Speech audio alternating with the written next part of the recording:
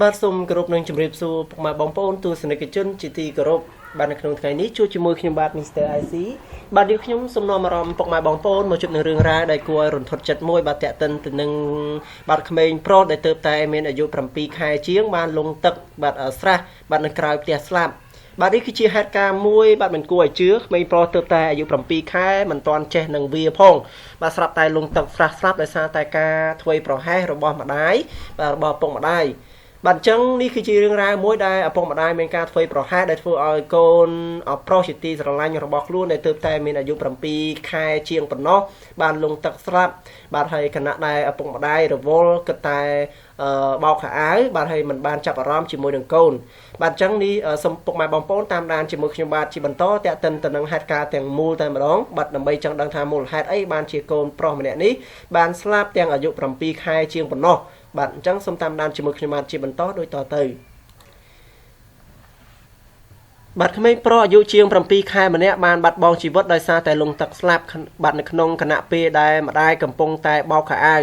បាទហេតុការណ៍នេះបានកើតឡើងនាថ្ងៃទី9ខែកុម្ភៈឆ្នាំ2017ម្សិលមិញនេះបាទនៅចំណុចស្ពានមួយផ្លូវលេខបាទផ្លូវជាតិលេខ3វាលរេញបាទកំពតបាទស្ថិតនៅក្នុងភូមិវាលមាសឃុំវាលរេញបាទស្រុកព្រៃនប់បាទប្រពន្ធពីសមត្ថកិច្ចបានឲ្យដឹងថាក្មេងប្រុសរងគ្រោះមានឈ្មោះថាសំវិចិត្រអាយុ7ខែបានធ្លាក់ចូលទៅក្នុងទឹកស្រះខាងក្រោយផ្ទះខ្លួនបណ្ដាលឲ្យស្លាប់នៅនឹងកន្លែងកើតហេតុតែម្ដងបាទប្រពន្ធដដែលបានបន្តទៀតថាមុនពេលកើតហេតុក្មេងប្រុសរងគ្រោះត្រូវបានម្ដាយដាក់ឲ្យជិះបាទនៅក្នុងរទេះរុញបាទនៅក្បែរម្ដាយផងដែរបាទចំណែកឯស្ត្រីជាម្ដាយបានបោកខោអាវនៅជាប់បាទនៅជាប់ផ្ទះនោះបាទស្របពេលដែលម្ដាយកំពុងតែបោកខោអាវភ្លេចខ្លួននោះបាទក្មេងប្រុសរងគ្រោះបាទដែលនៅក្នុងរទេះរុញចេះតែផាយជើងទៅដីបាទទៅដីបាទចេះតែផាយជើងទៅដីធ្វើឲ្យរទេះរុញនោះចេះតែរំកិលដើរចេញពីបាទដើរចេញឆ្ងាយទៅបាទរីឯម្ដាយភ្លេចខ្លួនធ្វើឲ្យរទេះនោះបាទធ្លាក់ចូលទឹកស្រះខាងក្រោយផ្ទះស្លាប់តែម្ដងបាទអញ្ចឹងនេះគឺជារឿងរ៉ាវមួយដែលមិនគួរឲ្យជឿសោះតែម្ដងបាទផ្ទះហ្នឹងនៅក្បែរស្រះបាទស្រះនៅក្រៅផ្ទះហ្នឹងបាទពេលដែលម្ដាយគាត់ដាក់កូនគាត់7ខែបាទមិនសឹងតែចេះដោលចេះធាក់ផងបាទឲ្យដាក់នៅលើរទេះរុញមួយរទេះដែលក្មេងៗគាត់ជិះហើយគាត់អាចយកជើងដោលដីបានហ្នឹងប៉ុន្តែក្មេង7ខែប្រហែលជាគាត់ចេះដោលតិចតួចបាទហើយម្ដាយហ្នឹងរវល់តែឈ្ងោកបោកកៅអាវបាទមិនគិតមើលកូនបាទមិនគិតតែគិតពីកូនបាទធ្វើឲ្យកូនម្នាក់នេះផាយដល់ថ្នាក់ដល់ស្រះក្រោយផ្ទះបាទចម្ងាយប្រហែលជាប្រមាណម៉ែត្រពីផ្ទះហ្នឹងធ្លាក់ទឹកប្រងតែម្ដងបាទយើងឃើញហើយនេះគឺជារូបភាពដែលគេយកឈើឆ្កេះរទេះបាទដែលគេបានស្រង់សាកសពចេញហើយប៉ុន្តែរទេះហ្នឹងនៅក្នុងទឹកនៅឡើយបាទដែលជាផុសតាំងទៅដល់សមត្ថកិច្ចដើម្បីឲ្យដឹងពីមូលហេតុ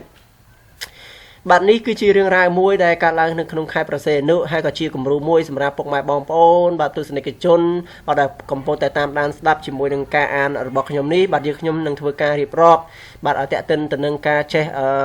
បាទចេះប្រយ័ត្នប្រយែងចំពោះបុត្រធីតារបស់លោកអ្នកបាទអញ្ចឹងយើងស្រឡាញ់កូនបាទយើងទុកចោលកូនគឺមិនមែនជាការល្អនោះទេបើសិនជាពុកម៉ែបងប្អូនរវល់នឹងការរកស៊ីដូចជារវល់នឹងការងារមួយចំនួននៅក្នុងផ្ទះបាទអញ្ចឹងសូមពុកម៉ែបងប្អូនគួរតែមានការយកចិត្តដាក់ឲ្យបានខ្ពស់ចំពោះកូន